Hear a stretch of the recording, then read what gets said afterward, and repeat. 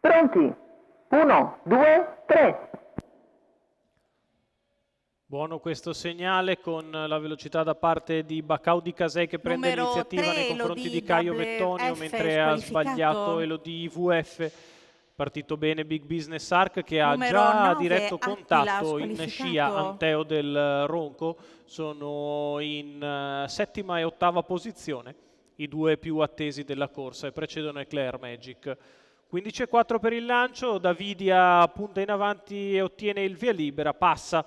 Di fuori rimane Bluebell Call, primi 400 metri in 34, con al comando Davidia nei confronti di Bacaudi Casei, Caio Vettonio, quindi all'esterno rimane Bluebell Call, va a fare la seconda pariglia Cruciale Min, terza pariglia per Big Business Arc. Sulla retta opposta alle tribune c'è la mossa di Cruciale Min che sposta in terza corsia e va allo scoperto dopo 800 metri che se ne vanno in 1-2-6. Davidia al comando, di fuori Cruciale Min. In corda rimane Bacaudi Casei che precede Caio Vettonio, quindi Axel Nib. Seconda pariglia per Bluebell Call, la terza per Big Business Arc che precede Anteo del Ronco. Primo chilometro in 1:18,2 da parte di Davidia che prosegue indisturbata anche sotto alle tribune. Mossa esterna da parte di Anteo del Ronco obbliga Big Business Arc a scoprirsi a un giro dalla fine. 15 in accelerazione sotto alle tribune. Davidia inizia ad accelerare per tenere a bada i due più attesi che si sono mossi in terza corsia, 600 dal palo, 15,2 questa curva.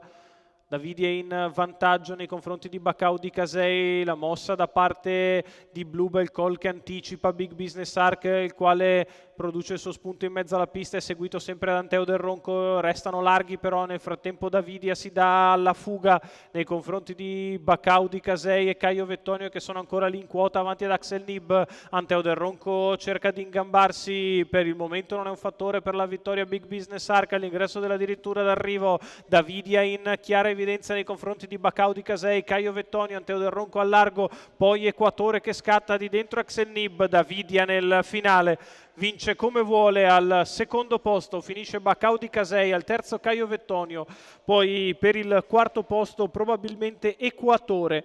C'è foto per il quinto tra Axel Nib e Big Business Arc. 1:16,8 cost to cost vincente di Davidia, Giuseppe Ferrante che allena e guida per Ivan Grasso.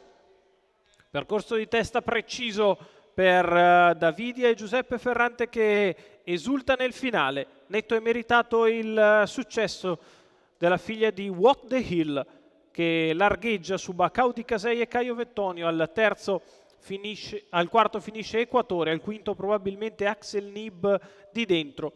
Quindi in numeri il 2 al primo, il 4 al secondo, l'1 al terzo, il 14 al quarto ed il 17 al quinto posto per l'arrivo provvisorio di questa settima corsa Tris Quartè Quintè di giornata dall'Arcoveggio di Bologna.